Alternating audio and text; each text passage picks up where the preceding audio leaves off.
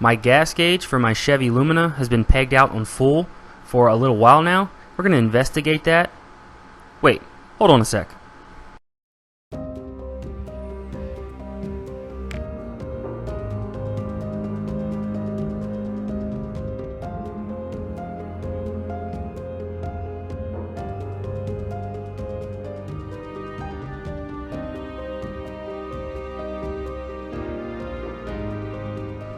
Okay, that's a little better.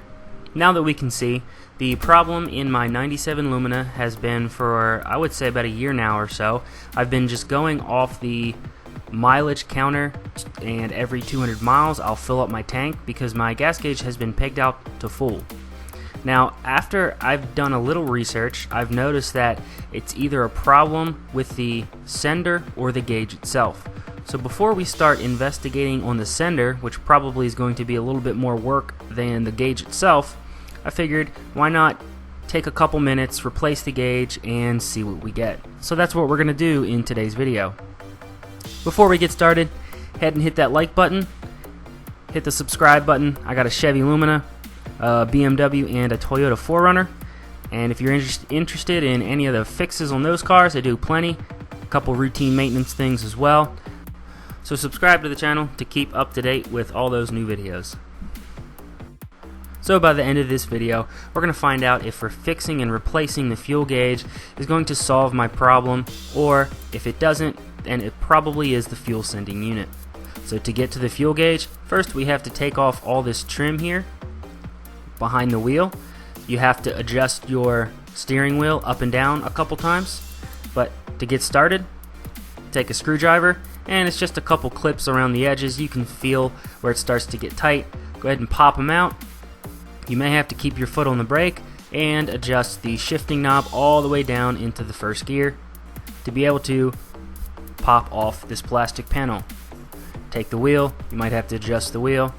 When you're done, make sure you put it back into park, so if you take your foot off the brake, your car doesn't go anywhere. We're going to be using a Torx 15 size. We have 5 screws we have to get off, 3 on the top and 2 on the bottom. The 2 on the bottom are kind of hidden, but if you have a screwdriver long enough, you'll be able to fit it under there. You don't need any special tools, just a screwdriver and a T15 torque bit. So there was 1 at the top I already did, 1 at the bottom, 1 in the middle, and then 1 here in the corner, and then also 1 down there in the bottom left. You don't have to take the plastic piece off, that can stay on because that unit all comes off by itself. Once you have the 5 screws out, take the unit and you can bend it bottom out first and then slide it out.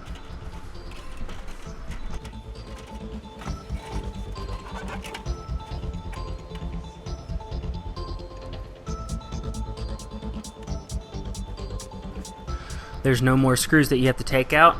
There is this panel right here, but you pull off the black piece. It's all one unit. Once I pull it off, I'll show you the back and I'll show you what's keeping it on. So once you pull it, you can see that you have the temperature gauge, the fuel pressure gauge, and the odometer in the middle. There's 4 prongs for each little unit, electrical unit, and those are the things that are holding it together. Once you take it out, look at the back, and over here on the left side you have the fuel gauge, in the middle you have the odometer, and on the right you have the temperature gauge. Now these 2 pieces detach. The dial detaches from the magnetic unit, and to be able to take it off the board you have to do the same thing on the board. So now that we have it off, you have to get a Torx T8 bit and then unscrew the left and right little screws that are holding it in, and then you can take it off and then replace it with the new one.